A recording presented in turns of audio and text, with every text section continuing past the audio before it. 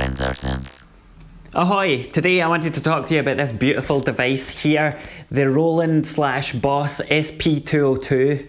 I've been using them in a bunch of my videos lately and really enjoying playing with it, so I thought I may as well talk a bit about it and explain what it is and why it's interesting. If you haven't come across these before, these are basically one of a series of samplers that Boss/Roland brought out over the years, including the SP-303, the SP-808, SP-505, a whole bunch of different numbers. And to this day, Roland still make a version of this, which is, I believe, the SP-404A. So it's still something you can get in a more modern format. Each of the different samplers that Roland have got in this series have got their own quirks and oddities. This one was the earliest one, I believe, and I think it came out in 1998. So it's been around for a while, but I found this while I was careering around YouTube and saw this beautiful looking black and orange thing, and it just called out to me. So rather than getting one of the newer ones, I felt like I had to try this out for myself, so I did. If you're interested in getting one, there's a fair few of them kicking about on eBay. They probably go for around £200 to £300 depending on the condition. Many of them are in Japan at the lower end of the price range, but of course you will have to pay import tax, not income tax. That's something different entirely. But you'll have to pay stamp duty? No, you'll have to pay import tax and shipping from Japan, and then obviously wait for the shipping time to go through and all the rest of it. I got mine from Japan. It came fairly quickly because I paid an extra $8 or something. I did have to pay customs tax, but in the end it was like 200 and something pounds. I can't quite remember. In terms of the basic features of this device, you have 8 pads that play back 8 different samples, and then you have 4 banks, so you can have 4 times 8 samples. Only 2 of those banks are accessible with the internal memory. If you want to access banks C and D, then you need a memory card which you buy separately. They're quite hard to come by and cost a bit of money, but I'll talk about that a bit later because it's a topic in of itself. And the other thing about this is they have some nice effects and they are quite sought after. In terms of input and output, you have MIDI in the back, so you can trigger the samples from an external sequencer. It's worth noting you can't play them chromatically, is that the right word? Where you change the pitch via a keyboard input. You can't do that, they just retain the pitch, so they're static. It's worth knowing. The other inputs are line input via RCA, line output via RCA, a headphone mini jack output, and a mic input, which is actually quite sensitive and interesting. They are powered via a kind of standard Boss power supply, the 9-volt DC thing, which is great because a lot of these older units that you find have got like weird AC power and they're a bit of a nightmare to try and use because they need a specific power supply or all the rest of it. But at least with Boss, you know, you've got the same power supply as lots of effects pedals and stuff, so you've probably got one of these kicking about. The other good thing about this is it also can be powered by batteries. The batteries are 6 AA's, so quite a few AA's, and they last for a few hours, but that's quite handy for filming videos or just for taking about the place so you're not tied to yet another goddamn cord. Of course, because they take the standard DC connector, that means you can get a special USB plug from a place called MyVolts. It's called the Ripcord, I believe, and that lets you plug it into a USB connection, which is great because then you can ostensibly plug in a whole bunch of them into a USB adapter and not have to deal with lots of different cords. However, the reason I got the Ripcord was because I wanted to use this with a USB power bank so that I was kind of freed up from the wall sockets completely. And you can see that here, although at the moment I've got it plugged into a big Chungus power bank, but it should work in theory with the wee ones as well. But you can see it's nice wee power supply. In terms of build and everything else, this is really light. I mean, without the 6 AA batteries on it, because that weighs it down considerably, but it's really nice. It feels kind of chunky but lightweight, you know, it feels sturdy enough but also not too heavy and weird. It's just a nice old unit. It kind of feels like a toy, but like a premium toy, if that makes sense. So it's actually a really pleasurable thing to use. The pads are also really nice. I haven't used an Akai MPC, so I'm not qualified to talk about comparisons with that. However, in comparison to the later SP models, which I have tried, the pads are really soft and feel nice. You can play them pretty quickly. If you have used an SP-404, then the 404 pads that come with it stock are so stiff and hard that I don't like them. This one, don't have that issue. Really nice just to play with it as it is. I was always kind of confused about what these boxes would be used for, because they were always kind of spoken about in relation to DJing, and I didn't really have much interest in doing that. I do some DJ stuff, but it's never anything as creative as doing my own things. It's all Serato with, decks. It's not really the kind of mashup culture that I've been working in. So yeah, I didn't really know what I would do with this, but if you have the same questions, you can basically trigger one-shot samples in this, affect them. I believe you can feed in an external signal and affect them, but that may not be true. I should maybe check that. What people more commonly use these for now though is taking a sample or taking samples from vinyl, say like an old jazz record or something, and building beats on top of it and making that kind of lo-fi chill hop music, which is much derided but actually is really nice to listen to. And you can make some pretty cool wee jams with this thing, which is what I've been doing and what I've been trying to learn how to do. So that's the kind of basic reason lots of people use these. There are some pretty unique features about this one in particular, which is why a lot of people pick them up. The first thing is the pitch function, and I might show that in a wee outtake clip here, cutaway thing.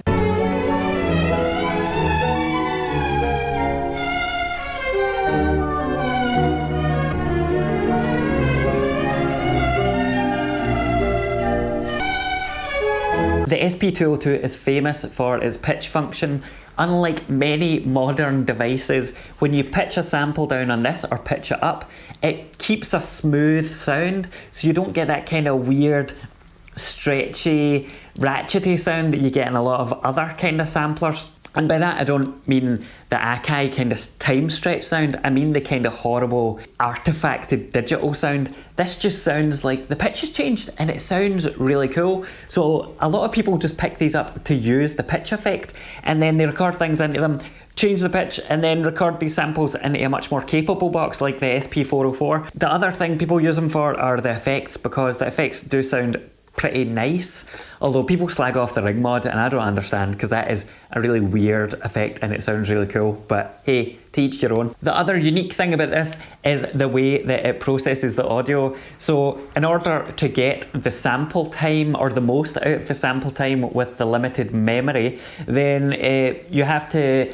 choose a lower quality recording than you might want to or might initially think you would. So rather than recording in the highest quality available, which on this is called hi-fi, which I think is pretty funny, you basically record in standard or lo-fi, and that brings the quality of the audio down considerably, but it does it in a nice way. It has a kind of fuzzy, crunchy, it has a lo-fi sound that is pleasing. It's not just a kind of digital change that sounds quite harsh in the ears. And so a lot of people that make that kind of chill hop, lo-fi hip hop sound love this, because it adds that just naturally. You can take a sample that is really crystal clear, pitch it down a wee bit in this, put it in the lo-fi one, sample setting, and it sounds superb. Whenever you look up the SP-202 online, one of the things that everybody talks about immediately are the limitations, and it's kind of a shame that the limitations are what people focus on, primarily, because other than that, it's a really cool device on its own. There are some specific limitations though that are worth talking about. The first one is that the effects can only be applied to a certain limitation, and by that I mean the pitch effect, for example, can only be applied globally. So you can't change the pitch of individual samples, which is a bit of a problem if you're trying to retime things in order to get them all to work together. You can't really do it. The other limitation is with regards to the way the effects and the voices work.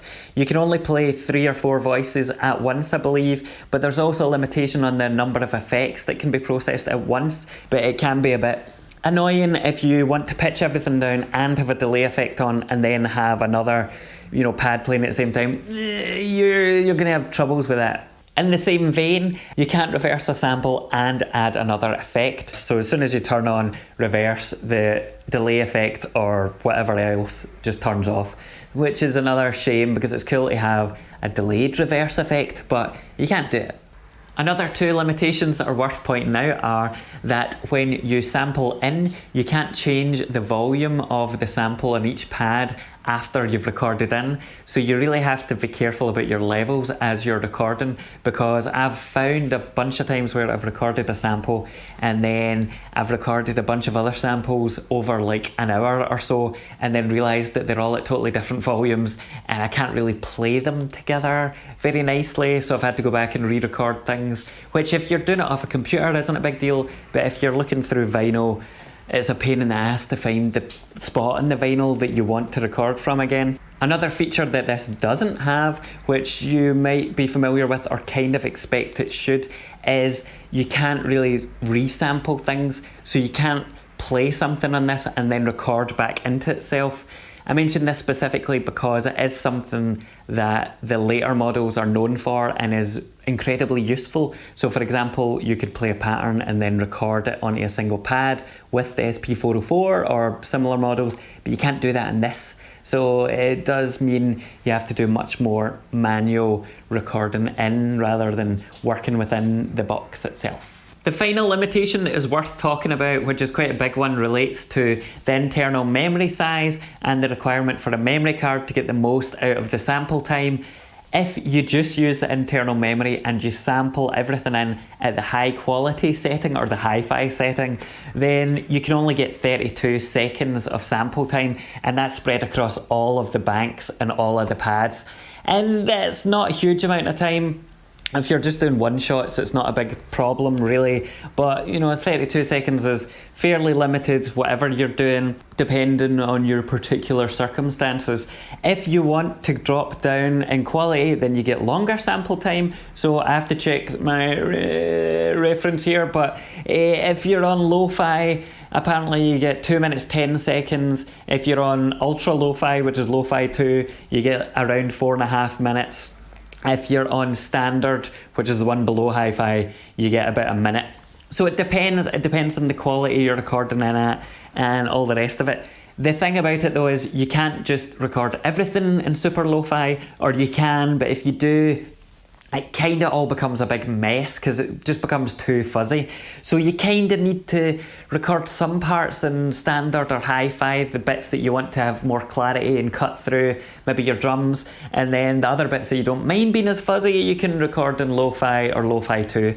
Lo-fi 2 is really crunchy, so lo-fi 1 is probably the kind of lowest you want to go unless you want a really kind of crushed effect on something. That's definitely more of an effect than just a quality change, if that makes sense. This is where the memory card comes in though, because if you have a memory card, the time that you have allotted for sampling becomes much greater. For example, if you record at hi-fi with internal memory, as I mentioned, it's about 30 seconds you get sample time, but if you record with a 4 megabyte memory card, 4 megabytes, yes, not 4 gigabytes, then you can get up to 4.5 minutes of recording time, which is a huge difference. If you use a 2 meg memory card, it's something like 2 minutes, and if you drop down quality wise, then the time extends even further. So checking my notes again because I can't remember numbers, it's something like 8 minutes on standard with a 4 meg card, or 35 minutes with a 4 meg card if you're purely using lo-fi. So you can see that with the memory card, you get way more sample time, and that's spread across all of these banks. Easy, I hear you say, I'll just buy one of the memory cards then. 4 meg memory card. What's the problem with that? There's no way this can pose a challenge. We're in the days of, terabyte SD cards and everything. Surely a 4 meg card is not going to be an issue. Well, yes, it is, because the format of these cards is a smart media card, and you may well be thinking that you have a smart media card in the house from an old camera and you can just plug that in. However, no, because Boss in their wisdom, used a very old version of the smart media card, which had a different voltage to the most common smart media cards that you find now. Back then it was 5 volts, and the smart media cards you find online most commonly are 3.3 volts, meaning that they won't work in this. And so it's quite hard to find the memory cards for this. If you do come across them, they're often very expensive. Just a few years ago, they weren't going for a huge amount of money, but they were still fairly hard to find. But now they're going for, people know what they are, and so they're going for about £100. The sad thing about this is I'm sure there's tons of people with these cards sitting in drawers or like just dusty boxes, not realising that they're actually valuable and worth something to somebody else. But that is how it is. If you look online, a lot of people say they don't bother with the memory cards because 1, they're hard to find, as I mentioned, 2, they're expensive, but 3, there's limitations to the memory cards as well. So even though you get way more sample time, banks C and D, which are limited to the card, have restrictions on the kinds of things you can do with them. And I'm not 100% clear on all of those because I don't have one of those cards at the moment. You can't apply certain effects to the samples that are on the banks C and D, which are on the card, and various other things like that, which have meant most people think, well, what's the point? I'm not going to spend the money. As it stands, honestly, for what this is, it seems to work fine with internal memory as long as you kind of just accept the limitations. Even with a minute sampling time, all standard quality, it gives you a fair amount of room to make nice wee jams and play about with. So the memory card isn't especially essential, but would be nice to have. With that said, because I am a completionist, I am in the process of sourcing one of these cards. There are various ways that you can do this, and I'll do a separate video about that because I don't want to litter this video talking about that. What do I make of the SP-202? I have been pleasantly surprised by this. I have not been a huge fan or a huge aficionado of samplers in the past, partly because I think I had this weird idea about sampling. Because I had hardware, I would rather use the hardware and record directly into my DAW with the hardware rather than sample the hardware and then play about with it on an external device. And I've realised that that's actually nonsense, because if you're recording in, you're still using loops and samples, just in a different way. So that's something that I didn't really think about though until I started playing with this.